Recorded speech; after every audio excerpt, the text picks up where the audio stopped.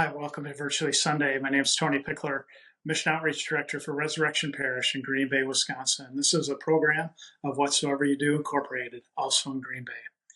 There are so many stories of people who choose to walk a different path than the one that they've been on. There's a guy back in the 12th century, his name was Giovanni di Pietro de Bernardone, and you may not have heard him by that name, but I know you've heard of him. He was working in his father's silk business and probably had a pretty nice life, as his father had some pretty nice wealth. And he decided, after a calling by God to change his life, to change his path, he decided to leave that silk business and to rebuild his church as he felt that God was calling him to do, to literally rebuild a church in Italy. Well, that person, St. Francis of Assisi, became probably, arguably, one of the most famous saints of all time because of that change of a path. Another person was Oscar Romero down in Nicaragua in the 1970s.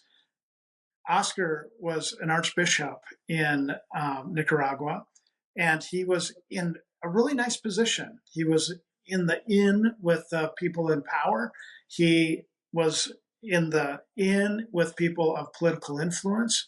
He was in the inn with people that were rich and famous. Well, he decided, after seeing some of the abuses that were going on, some of the poverty issues that were happening in his country, and also some of the killing and the torture that was happening even to some of his priests and some of his friends, he decided to take a different path, to move away from that position of power and influence and in being in the inn, and instead became a spokesperson for the poor of his country. Well, it cost him. That path cost him his life as he was shot at the altar in 1980. Saint Oscar Romero. Mother Teresa of Calcutta made a choice too. She had entered a convent as a young woman in Ireland, in Loreto, and was living probably a nice life of prayer and austerity, but certainly a comfortable life, when she decided that she was called to something different. She was called to be a missionary. And so she went to India to serve the poorest of the poor in the streets of Calcutta.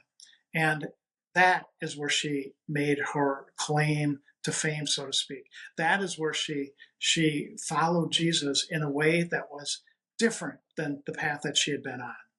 She became Saint Mother Teresa of Calcutta because of the work that she did. Those are all extraordinary stories of people who ultimately became saints. But we all know ordinary people, ordinary stories of people doing really extraordinary things.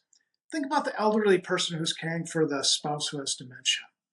That might be considered ordinary, but certainly a life choice that they have made to care and love for that person. Think about the parent who cares for the child who has Down syndrome. Think about the caring neighbor who takes care of the wheelchair bound and homebound elder who lives next door to them. Choices made by people, sacrificial, loving choices.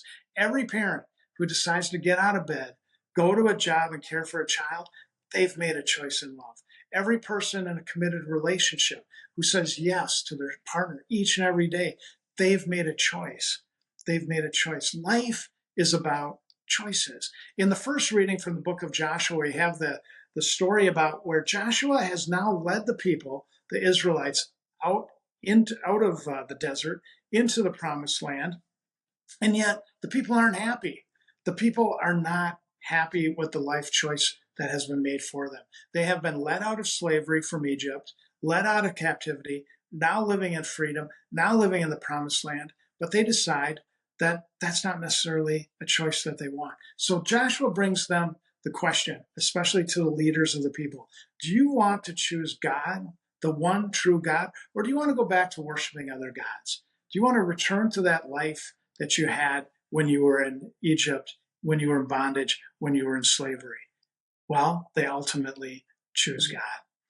In the Gospel of John, we have the end of the bread of life discourse that we've heard now for a number of weeks. Jesus has taught his disciples some really difficult teachings, especially that the bread is going to be his flesh, the wine that is partaken is going to be his blood, that this is going to be a new covenant.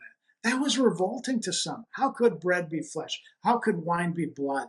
They couldn't follow a leader that was laying that out to them. They couldn't make that choice.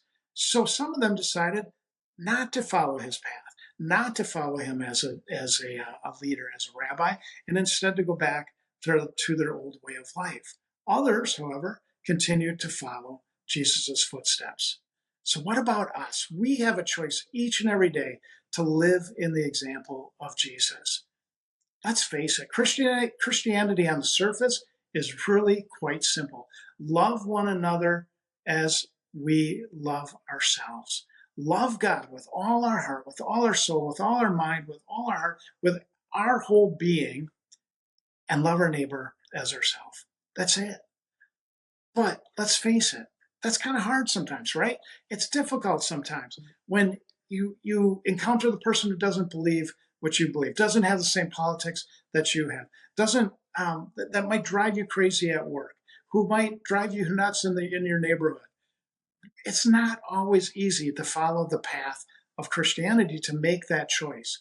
Every day when we arise from our slumber, we have a choice. Will we follow the path of Jesus towards our loving God, or will we worship the false gods that are ever present in our society today? As Joshua in the first reading states, and hopefully it's our statement too, as for me, he said, and my household, we will serve the Lord. So today, this week, as we encounter those life choices, some small, some inconsequential, but some maybe really grand and life changing, let's choose to serve the Lord. Have a great week, everybody.